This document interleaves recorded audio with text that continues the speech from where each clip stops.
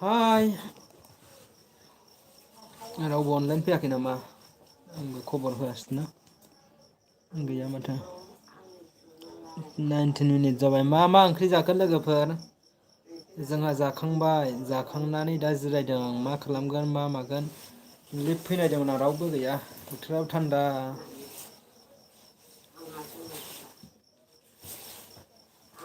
जोंहा दिनै ओंख्रिया आलु टमेट' अलकपि ओमफ्राय लाब्रा ओमफ्राय खांख्राइ बाथोन। रावबो गैथ'वा माथो दसे थाथ'नोसै आं।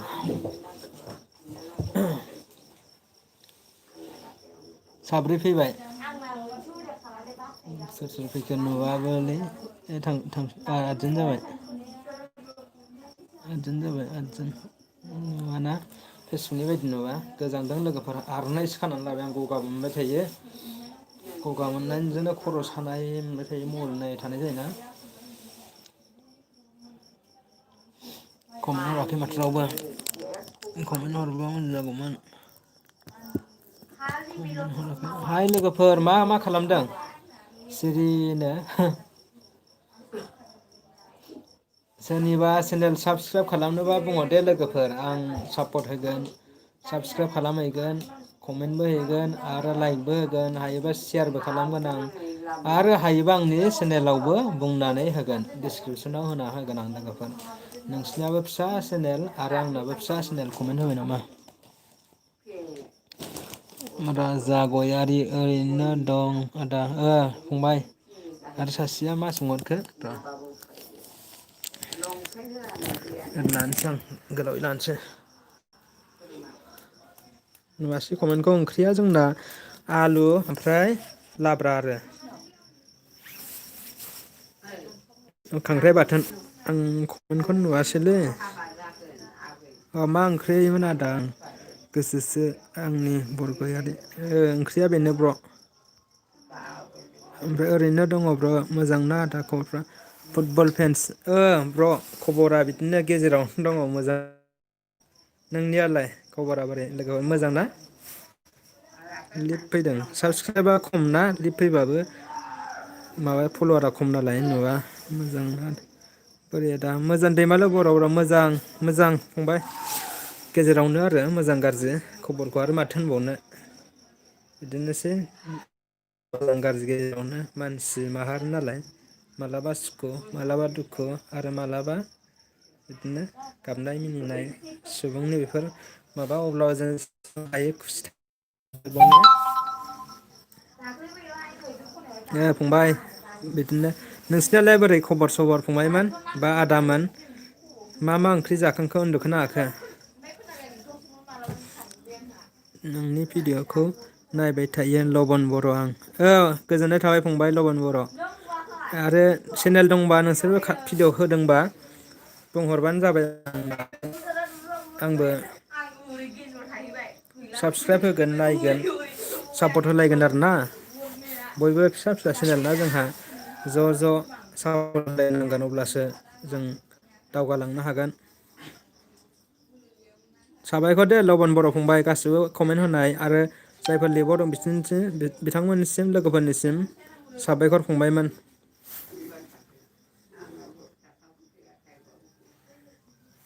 थान्दा जाबायलै गोजां बोथोर जाबायना जानुवारिनि खानाबो जायाखै आंहा लोगोफ्रा लेंगासिनो दं खाना जानो बार थांनो रायजोनि खाना मा मा ओंख्रि जाखो फंबायमोन खोन्थाहरदो दे 11 जन लिब दङ 4 मिनिट 33 थांबाय ओमफ्राय साबा लाइक होदों।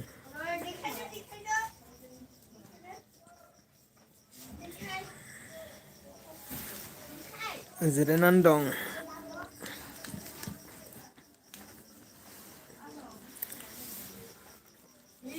आंनि साबसक्राइबार लोगोफोर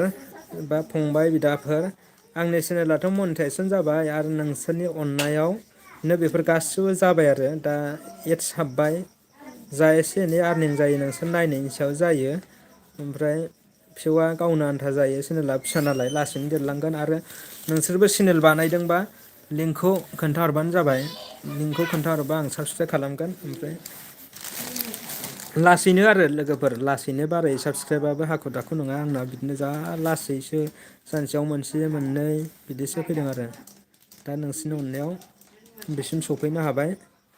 आरो नोंसोरबो थांनो हागोन लोगोफोर फंबायमोन बिदामोन बिब'मोन नोंसिनियाबो चेनेल दंबा बिदिनो लासैनो फैगोन सासे सानैजोंनो जों बारायनांगोन आरो उफाय गैया जानुवारिनि दाबो जा दावरावखा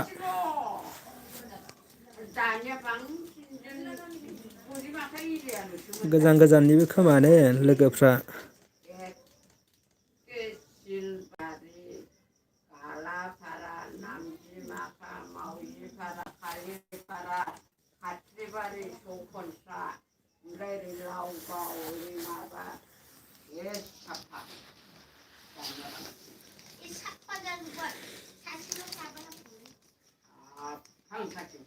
गोसोसो ब्र'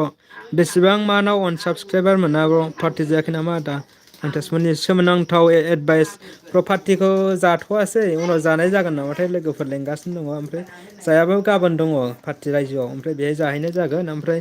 नैबे मानाव बेसेबां जाखो गोसोसो आंनि बिआरवाइ बे ब्र' आंनिया साबसक्राइबा अनकेया मास मोनथामनि बारा नांदों आरो मास मोनथाम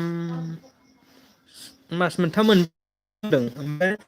अनके थांनायनि उनाव ओमफ्राय ओरैबायदि बारायबायना माने अनकेखौ मोनहैनोनो एथबां गोबाव सम नांदों ओमफ्राय जेब्ला अनके थांबायना सानसेयावनो 200 300 मथा मथि जौसेनि बारा बारायखायो आरो जौसेनि बारा बारनानै मा जाखो दा गोबां थांनाय जाबाय आरो 4नि एसे बारहैबाय आरो आं साबसक्राइबारखौ हाइद खालामनानै लाथ'बाय खमखाय 4 रोजानि एसे बारा जाबाय आरो बारायो ब्र' लोगोफोर बारायो फार्स्ट टाइमावल' खस्थ' जायो जेब्ला अनके थांगोन ना 1000 थांगोन अब्ला साबसक्राइबारा ओरैबायदि बारायगोन इउटुबानो माने बेलेग बेलेगाव नुजा होगोन जायफोर सोरबा इउटुबार इउटुब चेनेल खुलिदोंबा भिडिअ'ल' होबाय था मोजां कन्टेन्टनि लाबबानो दसेनो ग्र' जागोन आंनाबा भिडिअ'फ्रा बारा थिग मथन जाया थेवबो नायो मानसिफ्रा भिडिअ'ल' होबाय था जेसेबां हायो भिडिअ' होबाय था ओमफ्राय निजाबो हो आरो ओमफ्राय माखासेखौ नों जेनेबा आनअफिसियेलफोरखौ होनो हायो ओमफ्राय निजा कन्टेन्टनि खालामबा साबसिन जायो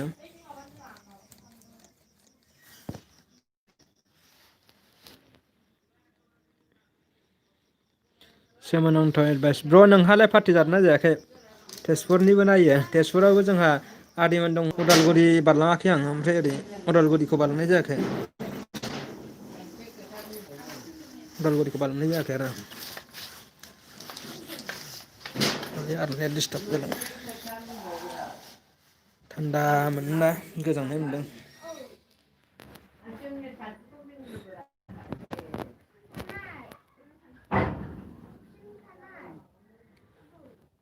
टुयेल्भजोन लेफ दङ फेसबुकआवबासो नों बहानि ब्र' गोसोसो आंनि ब्र' जोंहा बिजनि ब्र' बिजनि चिरां आरो बिटिसि बिजनि बर' बाजार बिजनिनिफ्राय साहा 5-6 किल'मिटारसो जायो आरो बिजनिफ्राव बिजनि चिरां डिस्ट्रिक्ट गोग्लैयो जोंना फैफेरबायना फैफेराखै खोन्थाहरदो फैफेरबायबा फैफेराखै जानो हागौना ने आंनि नामा चेनेलखौ आं हारिमु लादों आरो नामा आंना बिजित नार्जारि आरो बिजित नार्जारि आंनि नामाव लायासै आंखौथ' रावबो सिनाया नालाय चेनेल नामखौ एसे बेलेग लाबाय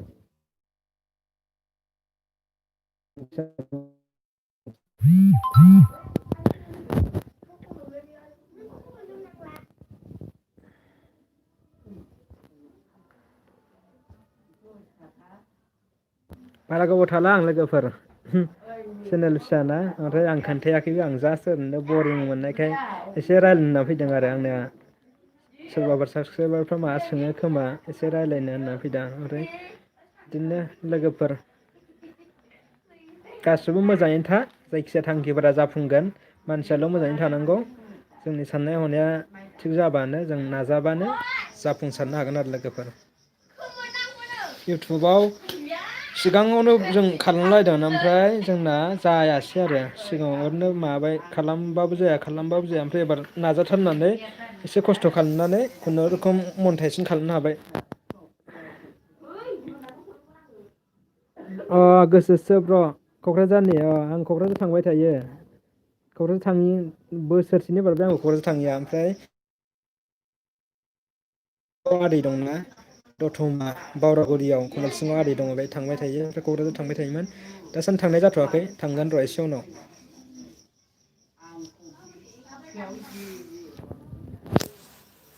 दावरावथार खाना जानायनि निउ इयार मोजाङै रंजादो बयबो ओमफ्राय मोजाङै फालिदो निउ इयारखौ गामियाव न'खराव समाजाव ना।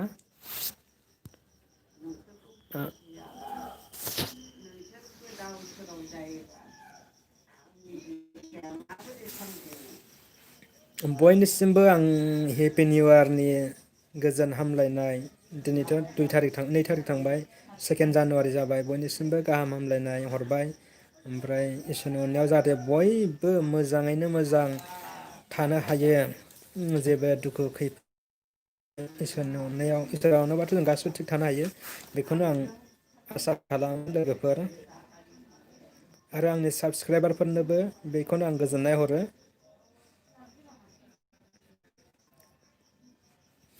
बारा बाथ्रा बुंनो रोङा आं बारा बाथ्रा बुंब्ला रायलायनो रोङा एसे लिपआव फैबाथाय जायखिजाया फैबानो जाया जाया मोनो एस आर सन्न' गयारि अ ब्र' हाउ आर इउ माबोरै दं खाथिनि नै फंबाय बेना ओमफ्राय नोंना चेनेला मनिटाइजेसन जाखोना जादिया ब्र'? हाइ हाइ हाइ दे बुंहरदो दे चेनेला गोबाव जाबायना नोंनाबो भिडिअ होबाय थादोंमोन सिगाङाव नायबाय थायोमोन आं ओमफ्राय दासान्दि फेसबुकआवबो आरो फंबाया हिनजाव लाबायना खामानि दामानियाव बेस्थ' जाबाय खोमा चेनेला मनिटाइजेसन जाखोना जादा आंना खुनुरुखुम जाबाय नोंसिनि अननायाव आरो जोबोद गोजोनबायबो माने मोनसे आरो फार्स्ट मनिटाइजेसन जासान्दियाव ओरैबायदि टेनसन जायो माला 1,000 साबसक्राइबार खालामनो हागोन 4,000 वाटस आवारा माब्ला जागोन बेखौ सानै सानै ओरैबायदि साननाय फैयो आरो बे जाबाथाय आरो मोनसे ओरैबायदि प्रब्लेम जाबाय प्रब्लेमखौ जोंहा ओरै बिरदावमोन ओमफ्राय एक्सट्रा इउटुबार बिसोर आंखौ सापर्ट खालामगासिनो दं आंथ' बारा रोङाना खालामफेरा रोङा प्रब्लेम जानो नागिरा ओमफ्राय बिसोरसो आंखौ हेफाजाब होगासिनो दङ आरो बिथांमोननि अननायाव नोंसोरबो खालाम अ माबा सन्न' गयारि फंबाय नोंना गोदान जाफिनबाय सिगांनिया जायासै ना गोदानसो जाबाय दे साबसक्राइबार बिगोन आरो दैथुन स' आदा आंनि खालामगोन फंबाय दे आं दा कमेन्टखौ नायनानै सार्च खालामनानै बेखौ चेनेलखौ साबसक्राइब खालामगोन लाइक होगोन आरो वाट्सएपबो खालामगोन आं आरो फल' खालामबाय थागोन जायखिया रिलेसनाव थाबाय था आरो सोमोन्दोआव थाबाय था कन्टेक्टआव जों चेनेल फिसा फिसा ज' लोगो लांलायनानै सापर्ट होनांगोन दा आंनिया अनके थांबाय मनिटाइजेसन जाबाय अब्लाबो आं बयनिखौबो जाजानो लुबैयो आरो गावजों लोगोसे बयबो समानै जौगालांनांगौ आं लोगोफ्राबो खालामगासिनो दङ इउटुब चेनेल ओमफ्राय बिथांमोननियाबो सोरनियाबा 1,000 सोरनाबा 500 400 बिदि साबसक्राइब थांबाय सोरनाबा 1,000 बारबाय टाइम जाथ'वाखै बिदि जादों आरो दा बिथांमोनखौबो आं सेयार खालामो आरो बयहाबो थांगोन आरो जानांगोन जागोन बर'फ्राबो इउटुबावबो डेभेलप जानांगौ दस्रा हारिफ्राबो बहुत दङ एम्फौ बेरनाय बायदि चेनेल दङ जोंनिया बर'निया खमसोना आरो बेलेग बेलेग कन्टेन्टनि लोगोफोर आं जानला मोनला बुंबाय दे दुखु दामोन आरो गाज्रि दामोन माबाफोर गोरोन्थिबो जानो हागौ आंना आं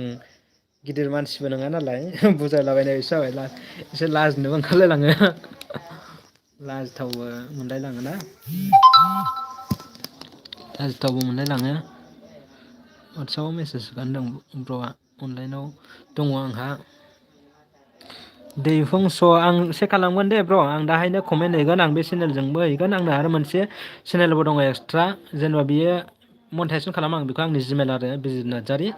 ओमफ्राय आंजों फेसबुकआवबो लोगो जानो हागोन बिजित नार्जारि आरो आंहा मोनसे फेसबुक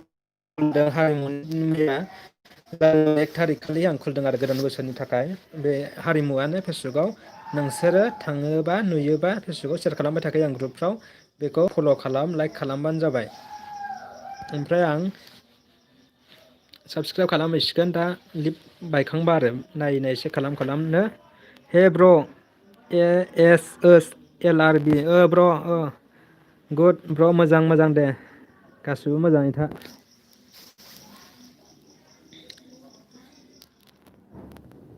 लिबा गोबाव जादों दा 15 मिनिट जादों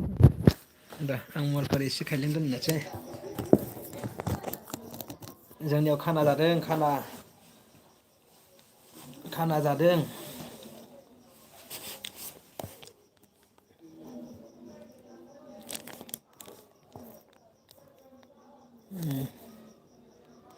हे ब्र' ब्र'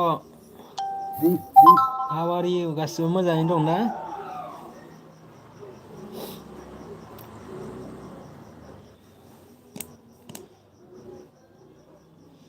उल्थां फाल्थां जासिनो दे माबाया भिडिअ'आ उल्थां फाल्थां जासिनो दा ओरै गेददा होबाय ओरै सिदा होबाय उल्थां फाल्थां जासिननाय बायदि जाबाय। बारा गोबाव थाला दे लोगोफोर आंनि अनजालु अनजालि बांसिन हौवाफोरखा ओमफ्राय साफा सानै हिनजावफोरबो नायो आंनि चेनेलाव 30%सो हिनजावफोर नायो ओमफ्राय 70% हौवाफोर नायो आरो। भिडिअ'खौथ' खालामनांगौ बहुद दं लोगोफोर गावहा जुदि टेलेन्ट दङबा न' सिङाव थानानैबो बुहुद भिडिअ खालामनो हायो जोङो जेरै निउस होनो हायो माखासे टपिकनि सायाव भिडिअ लाबोनो हायो गाव गावनि सायाव आरो जोङो बुहुद कन्टेन्टनि सायाव जों भिडिअ होनो हायो इउटुबाव आरो इउटुबाव बुंनोनो हाया अबे भिडिअ'आदि भाइरेल जालांगोन ना जानला मोनला भिडिअ'आ भाइरेल जागोन आरो ओरैबायदि मोजां भिडिअ'आबो भाइरेल जानाय नङा भिउ फैनाय नङा बिदि जायो। जोबोद गोजोननाय मोनबाय आंजों अनलाइनाव बुहुद थाफानायनि थाखाय लोगोफोर। थाबावो बिदि दोननाङा अ दे दे दे इदि मानोसै ने सिदा लानोसै आं माने बारा लिब दाख्लै खनसेल' फैदों नालाय आन्दास मोनलाय लाङा ओमफ्राय बिदि गोलावैनो लानांगौ आरो ने कमेन्टखौ नुयोना थाब जागोन दे ब्र' थागोन दसे थाबावगोन 10 मिनिटसो थाबावनोसै ओमफ्राय मानोसै ओंखाम जाखांबाय दा ना गासिबो जोंहाबो जाबाय। ओंख्रिया जोंहा मिरामिससो खांख्राइ दं आरो खांख्राइ बाथोन आलु अल गाजर ओमफ्राय टमेट' लगाय लथाय लाब्रा। आं गासिखौबो चेक खालामगोन चेक खालामनानै गासिखौबो चेक खालामनानै साबसक्राइब हैगोन ओमफ्राय सापर्ट होगोन आरो सेयारबो खालामनो नाजागोन आं ग्रुपफोराव वाटसाप ग्रुपफ्राव ओमफ्राय नै लोगोफोर बा फंबाय बिदाफोर आगैमोन ओरैबायदि जायफोर चेनेल खुलिदों बिसोरो सेयार खालामबाय थाबानो जाबाय फेसबुकावनो जा वाटसआपआवनो जा जोंहा सेयारनि अनगा जेबो लामा गैया जों भिडिअ'खौबो होबाय थानांगोन मोजां मोजांनो ओमफ्राय भिडिअ होनायजों लोगोसे जोङो सेयारबो खालामबाय थानांगोन नङाबा जोंनि भिडिअ'खौ नुनाय नङा आंबो सिगाङाव जास्ट सेयार खालामबाय थानांदों फेसबुक वाटसाप लोगोफोरनो ओमफ्राय सासे सासे साबसक्राइबार बुथुमनांदों टाइम लायो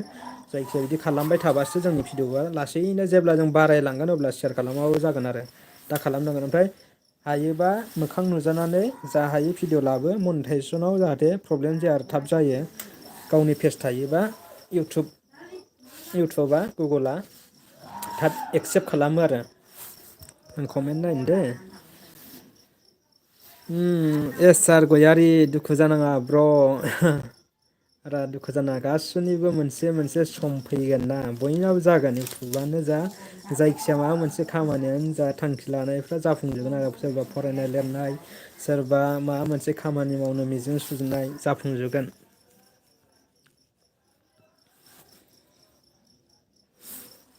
लोङाखै नामा र' लोंगोन र' लोंगोन लोंनाय बायदि नुखादों ना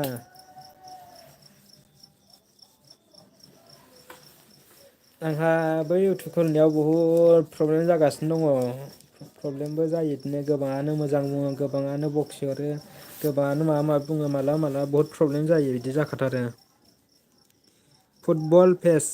जागोन ब्र' थांगोन आं ब्र' दा पि एम किसान जजनानि निउ एप्लाइ अनलाइन खालामनो हागोन हाया दा गैथ'वा ब्र' पि एम किसाननि हलि मुसाहारि दा गैथ'वा ब्र' जायखिजाया बियो सिगाङाव दाख्लैयो एप्रिल ना मा मोनथाय कर'नानि समाव जादोंमोन गामि गामि मेम्बारा खालामदोंमोन आरो जोंहाबो आंबो खालामफिनदों सिगाङावनो जों खालामना मोनखाबायमोन खनथाम ना खनब्रै मोनखांनायनि उनाव आरो गोदान एप्लाइ जाफिनदोंमोन बेहाय खालामदों आरो मेम्बारा 200 रां लादों जोंनि गामियाव बेलेग बेलेग गामिनिया सोरनियाबा 100 सोरनाबा लायाखै ओमफ्राय बिदि खालामफिननानै जाबाय आरो आं रेजेक्ट जागोन सानदोंमोन जोंहा आबादबो मावा नालाय ओमफ्राय जायखिया न'खरसेयाव सासेल' मोनो साख्रि बाख्रि गैयिफ्रासो मोनो माखासे रुल दङ ओमफ्राय बे जायोबा एप्लाइ जायोब्ला खबर मोनखागोन आरो ओमफ्राय पि एम किसानल' नङा जायखिजाया स्टुडेन्टफोरनि स्कलारशिपानो जा सरकारनि जायखिजाया माबा मोनसे सुबिदा अनसुंथाइ जेनेबा पि एम किसान हम स्टुडेन्टफोरनि स्कलारशिप आरो नै दा अरुनदय स्किम गोरिबफोरनि बिदि माखासे सरकारनि जायखिया सुजुग सुबिदाफोर फैबानो जोङो लानो रोंनांगोन आरो बर'फ्रा जायफोर मोनथाव मोनथाव सुबुंफोर बिसोर मोनगोन न'खरफ्रा गोरिब न'खरफ्रा जेनेबा इलिजिबिलिटि मानि बैजों गोरोबनाय मोनथावथाव जायफोर बिसोर मोनगोन आरो कमेन्ट नायनां पि एम किसाननिया हलि मुसारि उनाव खबर मोनगोन दे ब्र' गामि गामिसो फैखागोन बेफोर खामानिया अपेन पाब्लिकनिसो थाखाय एसे खबर लानांगोन गामियाव बिबान लानाय जायफोर मेम्बार ओमफ्राय गावबुरा ओमफ्राय सेक्रेटारि प्रेसिडेन्ट बेफोरबायदियानो खबरखौ होखागोन आरो बिदि आरो ब्र' उनाव खबर मोनगोन सिगाङाव जादोंमोन गोबाव जाबाय दा मोनबाय मास मोनब्रैजों खनसे मोनो नालाय बोसोरसेयाव खनथाम मोनो।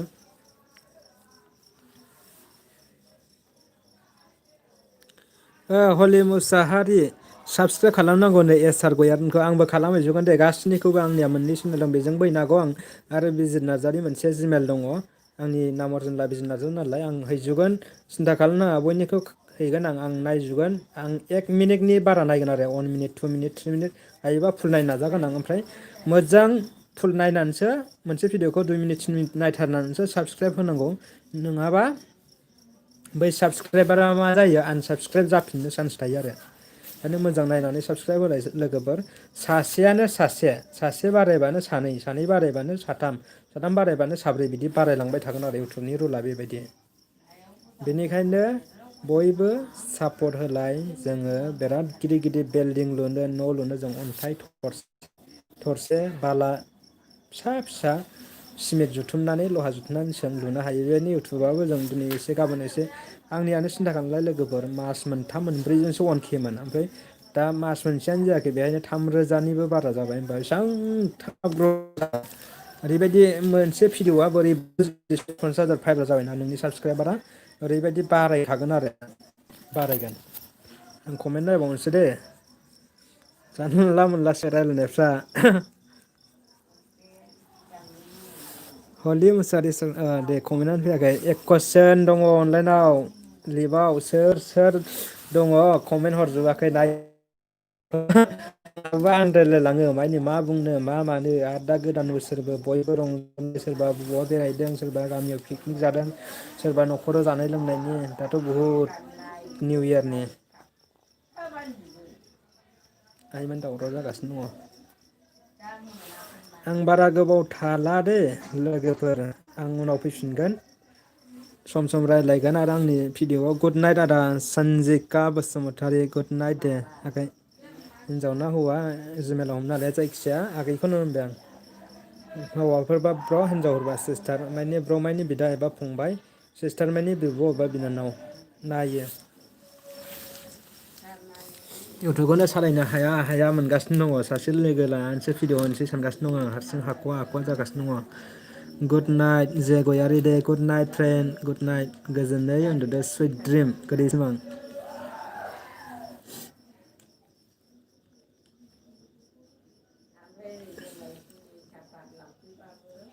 24 मिनिट जाबाय 19 लिभ दङ दाबो आंजों 17 लाइक होबाय गोजोननाय थाबाय दे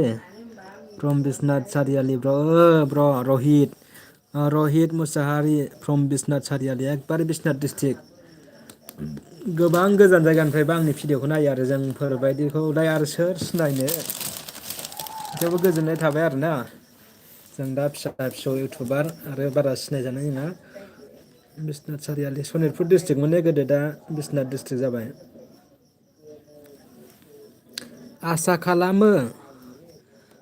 खालामो रहित मुसाहारि फ्रम बिसनाथ सारियालि सनितपुरनि माखासे सा ओनसोला जाहाथे थाबैनो जोंजोंबो लोगोसे बिटिआर एकर्डनि दफा बायदियै गामि दाजाबनाय दंना बर' गामि बै गामिफ्रा हाबोब्ला जोबोद मोजां मोनगोन आरो जोंनि बिटिआरआ ओरैबायदि देरसिन जागोन सानसे जोंनि जि सिमां बै सिमां आलादा न'खर बे सिमाङा सानसे जाफुंगोन आरो बैखौ मोनोबा आरो बर' मेजरिटि जागोन बिदि बहुद बर' दं होनना खोनानो मोनोना सनितपुर ढेकियाजुलि गहपुर धेमाजिखौथ' मोननाय नङा बिदि टाबाव जिएफ खौथ' मा होनबावनो ब्र' साक्सेस जायाना साननायफ्रानो फरायनाय लिरनायफ्रा मावनाय दांनायफ्रा आरो मा होनबावनो एसार गयारि जागोन दे दसे थाबावगोन ब्र'। आं चेनेलखौ नायथारनाय जायाखैमोनबा नोंनि चेनेला गोदान जाफिनबायबा नायसिन दे भिडिअ सोलाबनाय सोलाबनायाव दफा दफा होबानो जाबाय दसे दसे होबाबो जायखिजाया सानफ्रामबो होनो हायाबा मोनसे मोनसे मोजां मोजां भिडिअ लाबोबा लासैनो ग्र' जालांखायो।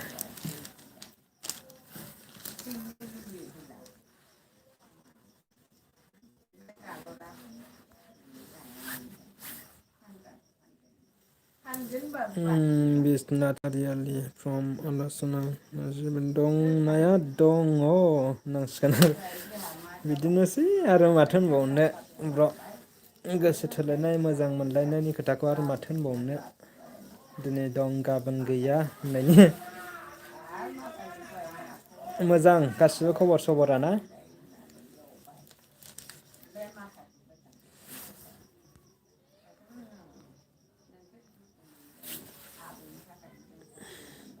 सानजिखा बसुमतारी आदा नोंनिया गामिया मा बहानि जाखो फुटबल पेटस आदा बहानि जाखो आङो बिजनि आरो सिस्टार बिजनि चिरां डिस्ट्रिक्ट बिजनियाव फैफेरबा मिथिगोन बिजनि खाथि जायो आरो सा ओनसोल जायो बिजनि सा ओनसोल बर' बाजार होनो जोंनि गामिया बर' बाजार आं गाबोन भिडिअ लाबोगोन र' बर' बाजारखौ दाख्लैबो लाबोखादों बर' बाजार ओरैबायदि बर' जायगा ना 90% बर' जायगानि थाखाय बैखौ बर' बाजार होनदों आरो दा जों केसार गयारियाव बर' बाजारनि जों बर' बाजार सिलबारि बरिपारा खाथि खाथि आरो जों बर' बाजारनि बिजनिनि साहा जायो मैखोम बर' जायगा ओंखाय बर' बाजार नाम दोनदों बेखौ। बर' बाजारनि आं सिस्टार ब्र' जोंना बर' बाजार बिजनि।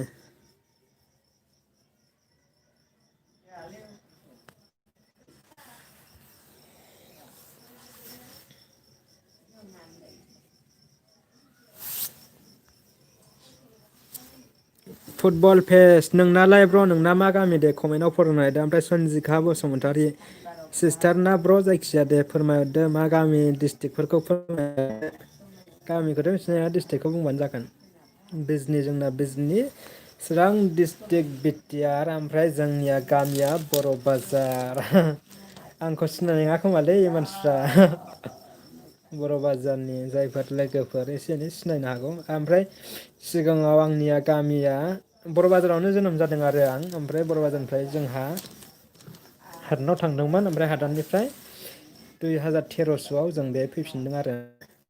आदामोन थायो न'आनो दाबनै दाबथाम जायो जोंहा हादानाव थायोमोन दा बर' थाथ'यो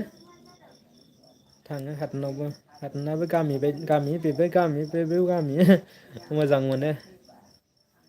खुख्लुं हादान मानासजों नांजाबनाय मै मोसा मैदेर दाथ' नै मैदेर फैनोसै मोनाबाय गामियाव हाबफैनोसै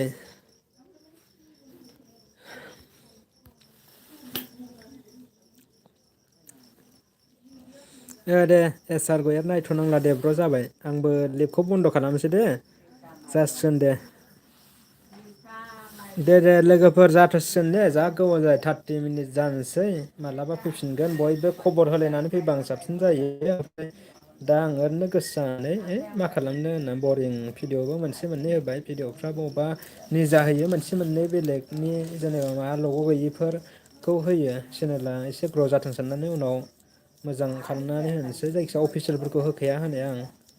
एसे बिदिखौ लायो बयबो लायो निउस चेनेलफ्रा बिदिखौ लाना होयो गावखौ गासिबो गाव गाव खालामजोबनो हाया नालाय कपि बायदि जायो कपिद्रायबो होनजाया बिदिनो बिदिखौ लानो हायो नोंसोरबो खालामदो आरो माबाफोर सोंहरनो बा कमेन्टफ्राव सोंहरबानो जाबाय हेल्प होगोन गुड नाइट आदा दे फुंखा बसुमतारी गुड नाइट फंबाय दे बयनिसिमबो गुड नाइट बाय बाय गुड नाइट सुइट ड्रिम दोनथ'बाय दे